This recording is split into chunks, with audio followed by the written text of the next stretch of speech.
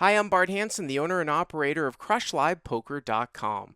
The following hand comes from our call-in show that we record at 4:45 p.m. Pacific Time every Monday. If you want to call in your hand, check out the phone number in the description.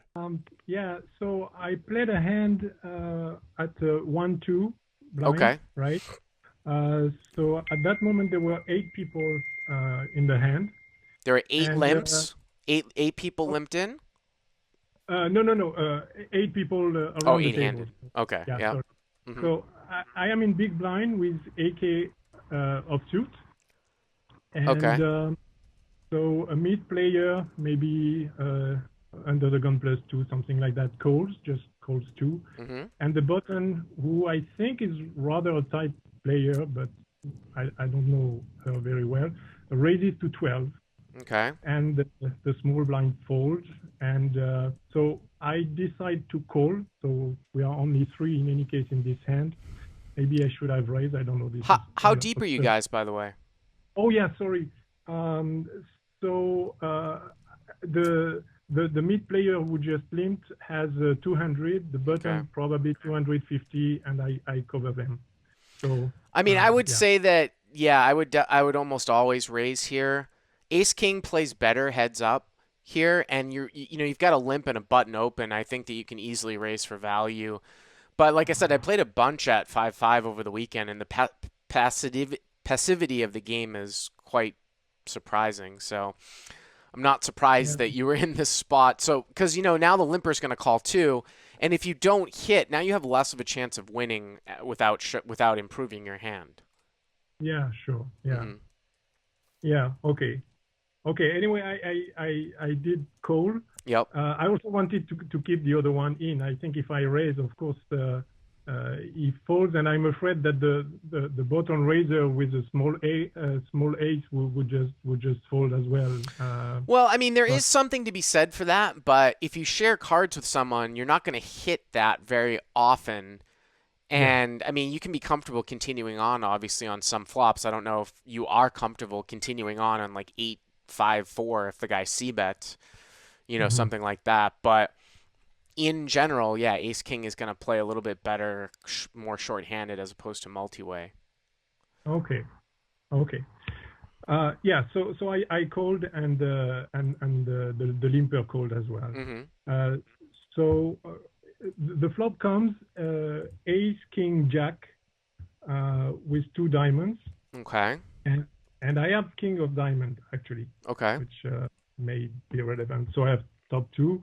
So I check here. hmm The mid player checks as well, Yep. and the bottom, the initial raiser, bets 20. Okay. So, How deep well, was he again?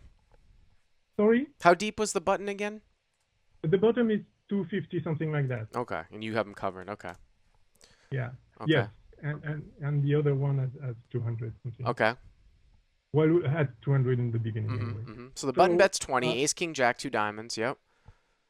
yeah, uh, so I call here. Um, I don't know if it's. I guess I could potentially raise, and I did consider it, but Well, uh, you have the king of diamonds, so no one can have the king high flush draw here. When the button yeah, bets out here on a board like this into two people, he's either going to have something or he's not going to have something. What I mean is that once you yeah, call, if he's got like 5-6 of spades, I don't see him firing the turn. So I would just yeah. normally raise here right away, kind of Okay, small. There's a lot of action killer cards that can come, and from what I've seen, people just have a hard time folding top pair. Like you could just make it 45 here, uh-huh, and then go bet uh-huh. bet and get all the money in. Okay.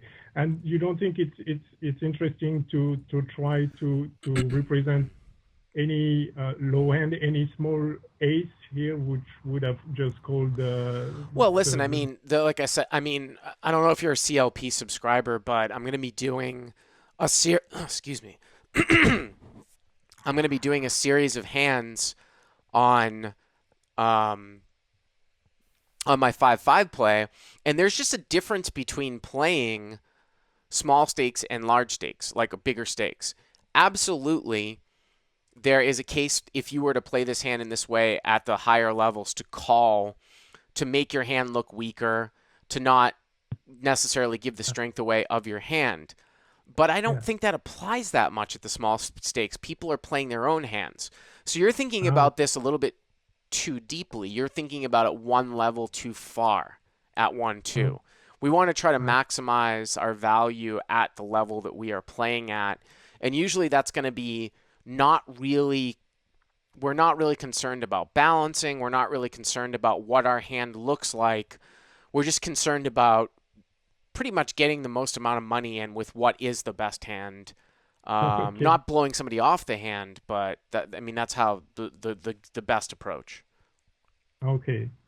So you would consider raising a smaller raise here.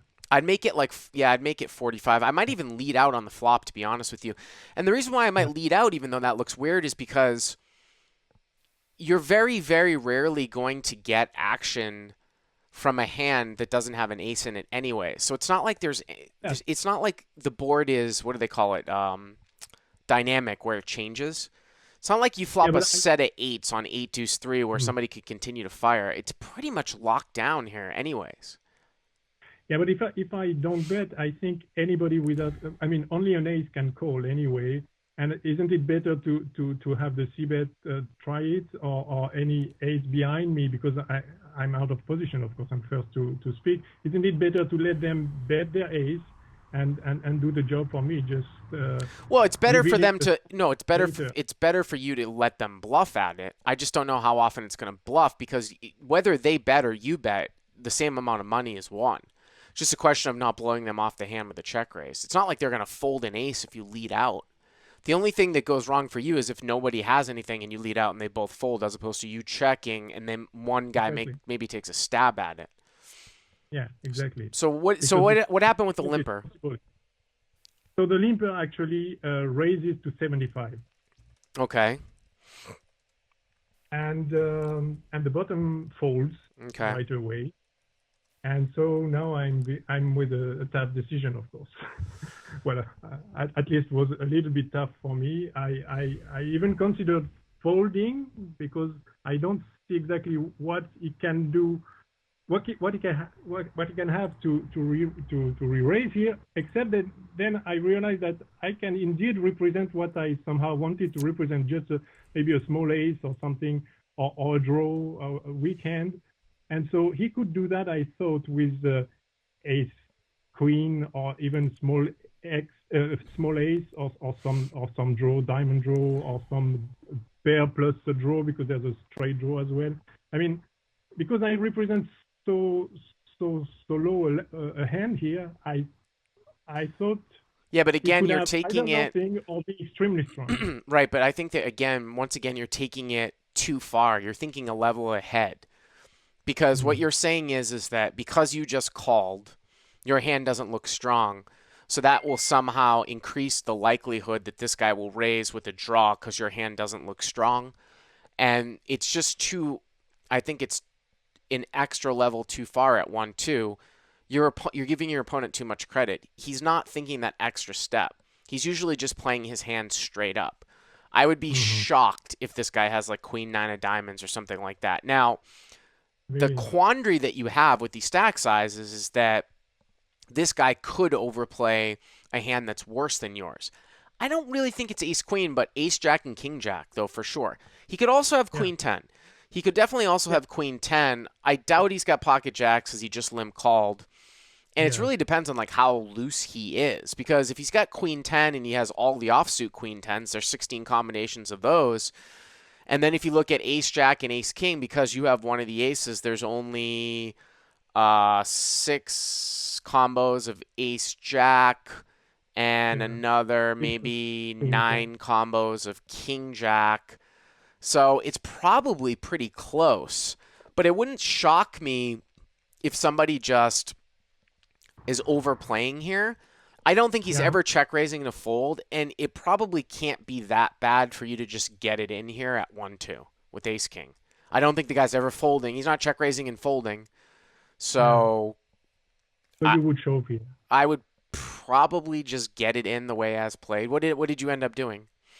What does it mean to get it in? Sorry, I'm not sure of Move my all English in. here. Move all in. Mobile, yeah. Yeah. That's actually what I did. Hmm. That's what I did. Yeah. And because I don't think I think the only hand that beats me here is Queen 10. Queen 10. Right.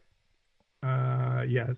And so I moved all in, and he had pocket aces actually, which I think Pocket was eight. He limped and then yes. overcalled with pocket aces? Yeah, I think it's completely stupid because I mean he limps in the hope that someone raises so he can over raise or whatever. I mean, Well, I mean, just and the weird thing about that is that you will sometimes, very occasionally, see a guy be super cagey, limp in with aces, and then call a raise heads up. But you don't see it when another guy calls. exactly, You know what I exactly. mean? It's Yeah, just absolutely. So it bizarre. cannot do. In my opinion, it cannot do that. The only pocket pair he could have to beat me is jacks, Right. maybe. But So you I don't usually really see think that either. You know? exactly. Yeah, usually not. Right. So, but so okay. So I'm glad you think going all in is not stupid here. No, it Uh, seems like you were destined to lose this hand anyways because if you yeah, three bet it, like if the guy makes it 12 and say you make it 40, and then this yeah. guy limp re-raises all in for 200, I don't mean, again, I don't know 1-2 what that range is, but you're probably priced in if some idiot's doing it with like pocket nines or Well, something. considering that he just called with his aces, probably if I do 45, he just calls 45, and then I'm screwed anyway. But yeah. Maybe, maybe. Anyways, thanks for the call. I appreciate it. Okay. Thank you very much. All right. Bye bye. Bye-bye. Hey guys, if you like what you've seen here, please click on the subscribe button and you'll get notified every time we put up a new video. And if you want to check out CrushLivePoker.com for the first month free, use the code YTA100. Click on the link right there.